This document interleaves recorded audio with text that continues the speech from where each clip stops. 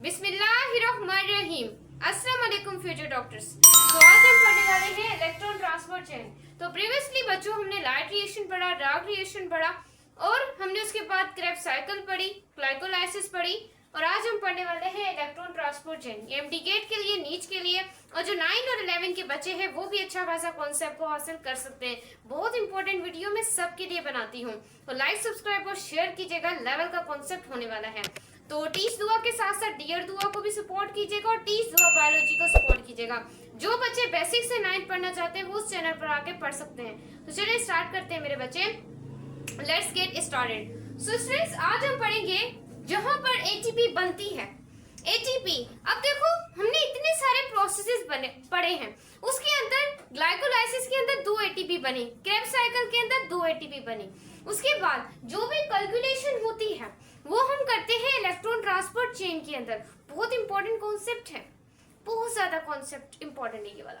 तो देखिए मेरे बच्चे, इलेक्ट्रॉन की ट्रांसपोर्ट की चेन है ये। क्या ये क्लस्टर होता है, जोड़ा होता है, ग्रुप होता है प्रोटीन्स का, जिसमें क्या होता है, प्रेजेंट होती है। कहां पर ओकर होता है? क्रेब्स साइकिल जो है, याद रखिएगा, वो माइटोकॉन्ड्रिया की मैट्रिक्स में होती है। और उसके बाद इलेक्ट्रॉन ट्रांसपोर्ट चेन, याद रखिएगा, माइटोकॉन्ड्रिया की इनर मेम्ब्रेन में होती है। वहां से इलेक्ट्रॉन क्या होते हैं, ट्रांसपोर्ट करते हैं और एटीपी को बनाते हैं। आई होप यू अंडरस्टैंड माय बच्चा। तो देखिए भाई, ये देखिए फॉर एग्जांपल, ये आप लोगों के पास क्या है, माइटोकॉन्ड्रिया है। देखें माइटोकॉन्ड्रिया, माइटोकॉन्ड्रिया को आप जानते होंगे, इसके हम power house of the cell भी कहते हैं, क्योंकि इसके पास अपना डीएनए होता है और इसके पास अपने राइबोसोम्स होते हैं। ये खुद मुख्तियार होता है स्टूडेंट्स, ये खुद मुख्तियार होता है क्योंकि इसके पास डीएनए और राइबोसोम्स होते हैं अपने, क्योंकि ये एटीपी को बनाता है। उसके बाद याद रखिएगा, माइटोकॉन्ड्रिया की एक होती है आउटर मेम्ब्रेन मेरे बच्चे, और उसके बाद माइटोकॉन्ड्रिया की होती है इनर मेम्ब्रेन, इनर मेम्ब्रेन। और उसके अंदर उसका क्या होता है, मैट्रिक्स होता है। क्या होता है, मैट्रिक्स होता है, याद रखिएगा। और जो आपकी क्रेब्स साइकिल चलती है वो माइटोकॉन्ड्रिया के मैट्रिक्स में चलती है। यहाँ पर देखिएगा आप लोग, ये मैट्रिक्स के अंदर हमारा क्या होता है, क्रेब्स साइकिल का प्रोसेस होता है। उसके बाद ये माइटोकॉन्ड्रिया की आउटर मेम्ब्रेन है और ये इनर मेम्ब्रेन है। क्लियर हुआ? और इलेक्ट्रॉन ट्रांसपोर्ट चेन कहाँ पे चलती है, inner membrane of the mitochondria. Outer membrane और इनर मेम्ब्रेन के बीच में एक स्पेस भी पाया जाता है जिसको हम कहते हैं inter membrane space. I hope आपको माइटोकॉन्ड्रिया भी क्लियर हो गया हो। इनर मेम्ब्रेन के अंदर इलेक्ट्रॉन वहां से ट्रांसपोर्ट होते हैं और इलेक्ट्रॉन ट्रांसपोर्ट होने की वजह से आपकी एटीपी वहां पर बनती है। अब स्टूडेंट्स यहाँ पर देखिएगा, ग्लाइकोलाइसिस के अंदर हमारी 2 एटीपीज बनती हैं। ATP stand for adenosine triphosphate. उसके बाद हमारे पास क्रेब्स साइकिल, क्रेब्स साइकिल के अंदर कितनी एटीपी बनी थी, 2 एटीपी बनी थी। उसके बाद बाकी जो हम एटीपी बनाने वाले हैं वो बनाने वाले हैं इलेक्ट्रॉन ट्रांसपोर्ट चेन में। और ये देखिए, ग्लाइकोलाइसिस से क्रेब्स साइकिल, क्रेब्स साइकिल से इलेक्ट्रॉन ट्रांसपोर्ट चेन, इसको हम कहते हैं substrate level phosphorylation. Substrate level phosphorylation बच्चों ये क्या होती है, ये एक तरह की डायरेक्ट ब्रेकडाउन होती है सबस्ट्रेट की, यानी कि सबस्ट्रेट को डायरेक्टली तोड़ दिया जाता है, वो जैसे कि हमारा ग्लूकोज हो गया। उसके बाद यहाँ पर देखिए 2 NADP जो NADH ग्लाइकोलाइसिस में हमारे थे और उसके बने थे, और 8 NADH और 2 FADH2 ये हमारे बने थे क्रेब्स साइकिल के अंदर। किसमें बने थे, क्रेब्स साइकिल के अंदर बने थे। आई होप यू अंडरस्टैंड मेरे बच्चे। ये चीज आपने क्या करनी है, याद रखनी है, बहुत इंपॉर्टेंट होने वाली है। अब ऑक्सीडेशन और फॉस्फोराइलेशन क्या होती है, हमने अभी सबसे लेवल फॉस्फोराइलेशन पढ़ा था। बच्चों यहाँ पर जो आपका NAD है उसमें 2 इलेक्ट्रॉन्स और 2 हाइड्रोजन होते हैं। फिर यहाँ से NAD आता है और यहाँ से हाइड्रोजन आता है, ये बन जाते हैं NADH2। तो ये क्या होती है, ऑक्सीडेटिव फॉस्फोराइलेशन। उसके बाद वेरियस ये इन्वॉल्व होते हैं जो इलेक्ट्रॉन ट्रांसपोर्ट चेन के अंदर होते हैं। वो बच्चों आपके पास फ्लेवोप्रोटीन होता है, FMN जिसे शॉर्ट फॉर्म में लिखते हैं। उसके बाद एक होता है FE डॉट लिखते हैं और S, इसे हम कहते हैं आयरन सल्फर प्रोटीन। उसके बाद एक एंजाइम होता है, उसे हम कहते हैं, जो कि इन्वॉल्व होता है इलेक्ट्रॉन ट्रांसपोर्ट चेन में, उसको हम कहते हैं यूबीक्विनोन। उसके बाद एक साइटोक्रोम भी होता है, cytochrome B, cytochrome A, cytochrome A3। सही। आई होप आपको इंट्रोडक्शन थोड़ा सा समझ आया हो, क्योंकि इलेक्ट्रॉन ट्रांसपोर्ट चेन बहुत इंपॉर्टेंट कॉन्सेप्ट है। उसके बाद आपके जो प्रोटीन्स है ना मेरे बच्चे, वो 4 कॉम्प्लेक्स में अरेंज है। कितने? 4 कॉम्प्लेक्स में अरेंज है। ये चीज आपने याद रखनी है। तो स्टूडेंट्स यहाँ पर थोड़ी नॉइज आ जाती है, बाइक वाले अंधे हुए पड़े हैं। तो यहाँ पर जो प्रोटीन्स है उसे 4 कॉम्प्लेक्स में अरेंज किया गया है, सही है। अब ये कॉम्प्लेक्स ए है, ये कॉम्प्लेक्स 2 है, ये कॉम्प्लेक्स 3 है, ये कॉम्प्लेक्स 4 है। कॉम्प्लेक्स जो 1 है, कितने कॉम्प्लेक्स होते हैं इलेक्ट्रॉन ट्रांसपोर्ट चेन में? आपने बोलना है 4 कॉम्प्लेक्सेस होते हैं, याद रखिएगा। एक कॉम्प्लेक्स में आप लोगों के पास क्या होता है? फ्लेवोप्रोटीन और क्या होता है? Iron sulphur. स्टूडेंट्स यहाँ पर आप लोगों ने देखना है कि हमारे पास 4 कॉम्प्लेक्स होते हैं, complex 1, complex 2, complex 3 and complex 4। Complex जो 1 है वहां पर फ्लेवोप्रोटीन होता है और आयरन सल्फर प्रोटीन होता है। कॉम्प्लेक्स 2 के अंदर आयरन सल्फर प्रोटीन होता है। उसके बाद कॉम्प्लेक्स 3 में cytochrome C, cytochrome B, iron sulphur and cytochrome C1 होता है। कॉम्प्लेक्स 4 के अंदर साइटोक्रोम ए, साइटोक्रोम A3 होता है। I hope you understand. इन दोनों को कनेक्ट करने वाला बच्चों एक एंजाइम होता है। उस एंजाइम को हम क्या बोलते हैं? यूबिक्विनोन बोलते हैं। और कॉम्प्लेक्स 3 और कॉम्प्लेक्स 4 को अटैच करने वाला जो होता है वो साइटोक्रोम सी होता है। I hope you understand. So students यहाँ पर आपने देखना है कॉम्प्लेक्स 1 में क्या होता है? NAD प्लस 2 इलेक्ट्रॉन और हाइड्रोजन ये मिलते हैं तो NADH बनाते हैं, सही। NADH। अब NADH अपने इलेक्ट्रॉन्स जो है वो देता है कॉम्प्लेक्स 1 को। NADH मेरे बच्चे देखें, NADH जो है वो अपने इलेक्ट्रॉन किसको देगा? मेन कॉन्सेप्ट तो यही है कि वो अपने इलेक्ट्रॉन किसको देगा।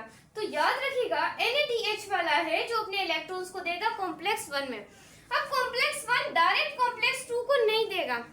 कॉम्प्लेक्स 1 कभी भी अपने कॉम्प्लेक्स 2 को इलेक्ट्रॉन नहीं देगा।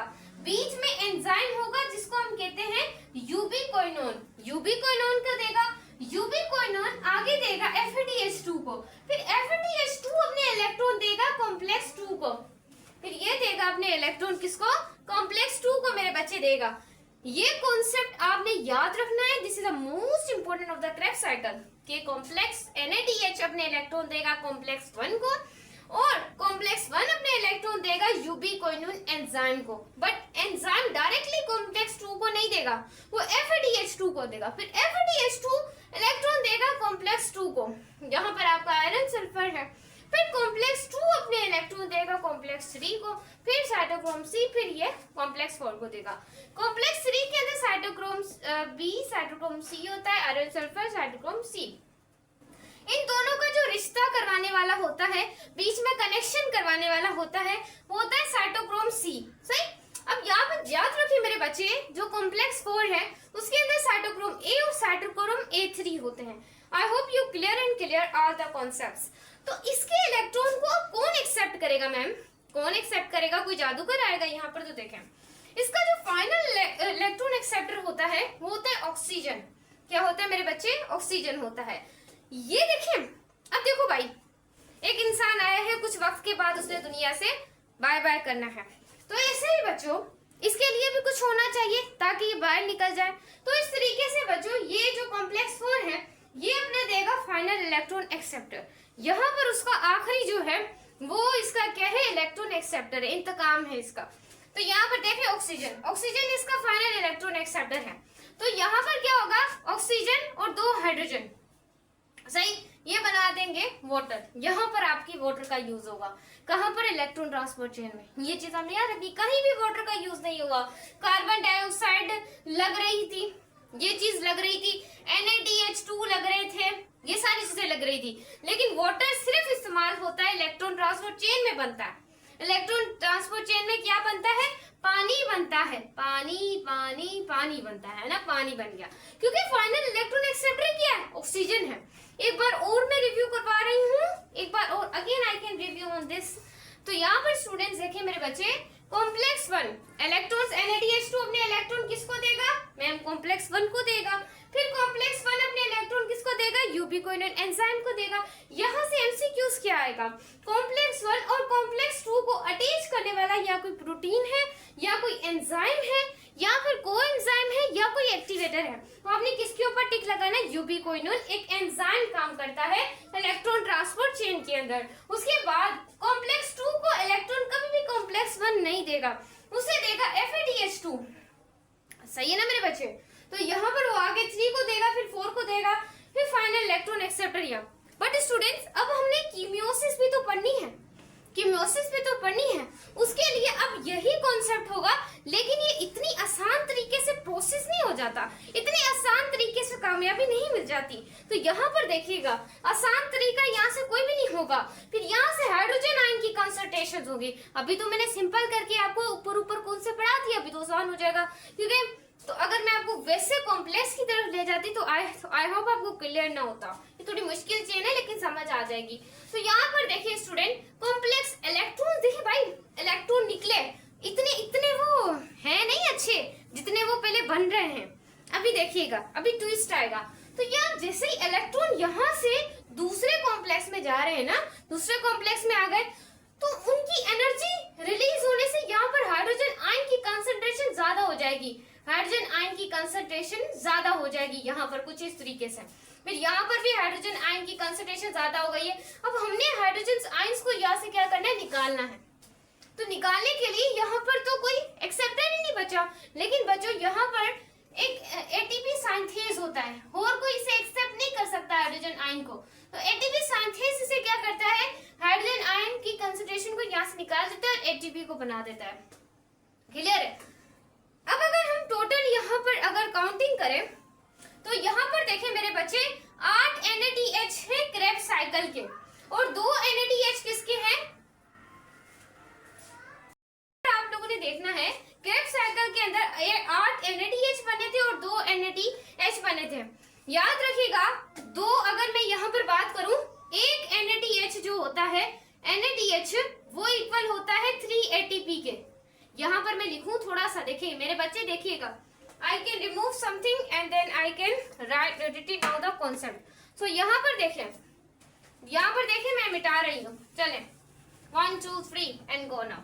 तो स्टूडेंट्स यहाँ पर देखें, एक NADH वो बराबर होता है कितने ATP के, आप क्या बोलेंगे, कितने ATP के बराबर होता है, 3 ATP के बराबर होता है।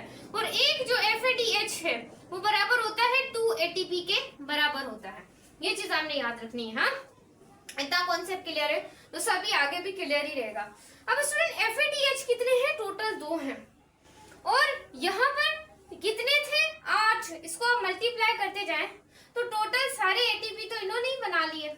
अगर 3 को 8 से करें तो कितना हो जाएगा हमारे पास, 24 के अंदर फिर आप 3 3 ऐड करें, देखे ना, 3 6 9 12 15 18, सही 18। अब यहाँ पर कितने, 8, तो 8 तक लगाते हैं, 3 4 5 6, ये हो गए 21, ये हो गए 24, 7 8 24, 24 में फिर 2, 24 में फिर लगेंगे ना तो 27 हो गए और 30 हो गए, टोटल 30 ATP तो यहीं से बन गए, 30 ATP टोटल यहीं से बन गई, 30 ATP इन NADH के मॉलिक्यूल से। बाकी 2 क्या हुए, ये क्रेब्स साइकिल के अंदर ये थे, तो 30 में से 30 में, और देखिए ये 2 के बराबर है ना, तो 2 को मल्टीप्लाई करोगे बाई 2 से कितना हो जाएगा, 4। मैंने कैलकुलेशन ही करके आपको बता दिया। तो टोटल कितने हुए, 34 ATP बने।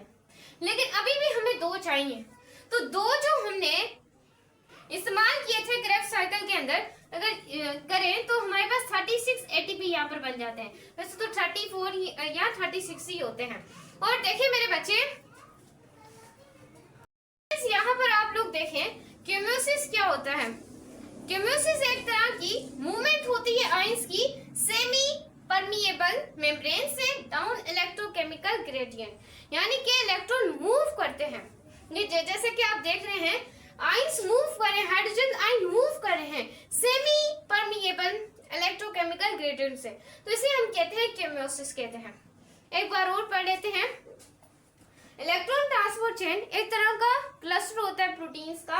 माइटोकॉन्ड्रिया की जो इनर मेम्ब्रेन है वहां पर इलेक्ट्रॉन ट्रांसपोर्ट होते हैं और वहां पे हमारी एटीपी बनती है। जैसे ग्लाइकोलाइसिस में 2 एटीपी, क्रेब्स साइकिल में भी 2 एटीपी, इलेक्ट्रॉन ट्रांसपोर्ट चेन में सारी एटीपी बनी है हमारे पास। तो इससे अगर डायरेक्ट ब्रेकडाउन होती है सबस्ट्रेट की इससे हम कहते हैं सिंप्लीफाइड सबस्ट्रेट लेवल फॉस्फोराइलेशन या ग्लूकोज से क्रेब्स इलेक्ट्रोट्रांसपोर्ट चेन, इसे भी हम कहते हैं। उसके बाद 2 NADH हमारे ग्लाइकोलाइसिस के थे और एक आपको NADH बराबर होता है 3 ATP के और एक FADH बराबर होता है 2 ATP के। कैलकुलेशन आप भी कर सकते हैं, बहुत आसान है। अब आपको सारा प्रोसेस बता दिए कौन कौन से इन्वॉल्व होते हैं, protein, flavoprotein, iron sulphur protein, यूबिक्विनोन and cytochrome A, cytochrome B, cytochrome A3 भी इन्वॉल्व होते हैं। Complex 1, complex 2, complex 3 and complex 4। उसके बाद इलेक्ट्रॉन, जो फाइनल इलेक्ट्रॉन एक्सेप्टर है वो ऑक्सीजन है। फिर उसके बाद बच्चों हाइड्रोजन आयन की कंसंट्रेशन डाउन इलेक्ट्रोकेमिकल ग्रेडियंट, उसे सिंप्लीफाइड केमियोसिस भी कहते हैं। तो यही प्रोसेस है, सारी जो कैलकुलेशन होती है वो हम करते हैं इलेक्ट्रॉन ट्रांसपोर्ट चेन के अंदर। सो ये थी हमारी इलेक्ट्रॉन ट्रांसपोर्ट चेन। सो आगे चलते हैं।